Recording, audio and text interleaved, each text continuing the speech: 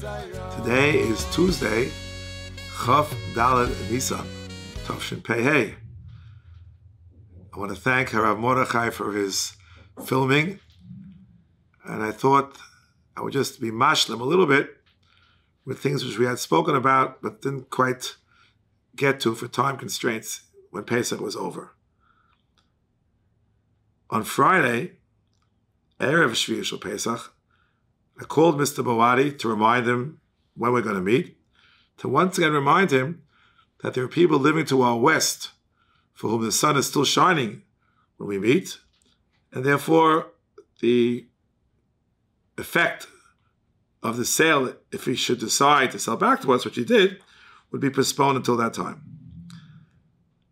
In order to complete that picture, I will tell you that it's true not only for people to our west, but it's true for people sitting in our own community in Riverdale. I made sure to tell you the time when we finished the sale. It was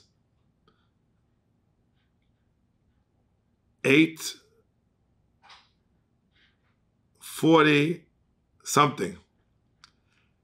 I was hoping to finish by 9 o'clock, which we did. The sun set on Sunday, Achot Shel Pesach, at 7:40. We did the deal more than 1 hour after Pesach, after the sunset. Is Pesach over then? Well, it depends who you ask. Our custom is to follow the particular view of most of the poskim that we follow. Take the Shir of Moshe Feinstein, 50 minutes is certainly enough. And if we were over an hour, certainly was enough. However, there were those who keep 72 minutes.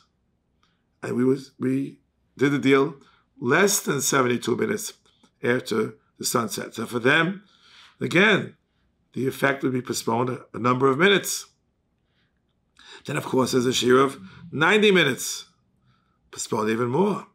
Then, there's at least one person in the community who keeps what we call the achtel, which is much more than 90 minutes. It's a percentage, as 72. Some keep what they call the centel, which is calibrated by degrees. So some keep the achtel, which is 90 by degrees, which is even a longer period of time. So for those individuals, the resale was postponed for the appropriate amount of time.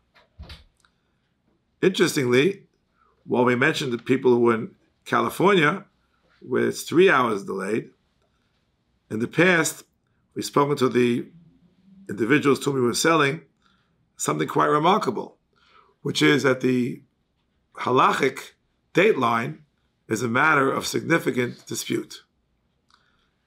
One year, we had individuals who were on a Pesach program in Hawaii.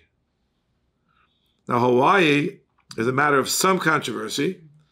There's a great rabbi in Yerushalayim called Rav Tukachinsky, who says that Hawaii is less than 180 degrees east of Yerushalayim, and therefore Hawaii should be considered comparable to China and not comparable to California. Therefore, they're off by a day. Whoever goes to Hawaii, I tell them, if you're there over a weekend, to keep 2 days. Keep Shabbos like everybody else, but you should also keep Friday, because Friday is a day of rest, according to Tukachinsky. So what we did was, we sold the Chametz for those in Hawaii, the earlier sale, which we did for those who live in Eretz Yisrael. And we also bought it back at a later time, beyond California. Many times it's even further west in California. So that's something which was of great interest at the time that we discussed it some years back. And of course, in theory, would be even further west if you're in Japan, according to Chazon Ish. He says Japan, the people there keep the wrong day. You have to keep a day later. His famous telegram, Ichlu b'Revi v'tzuma b'Chamishi, which he said with respect to Yom Kippur.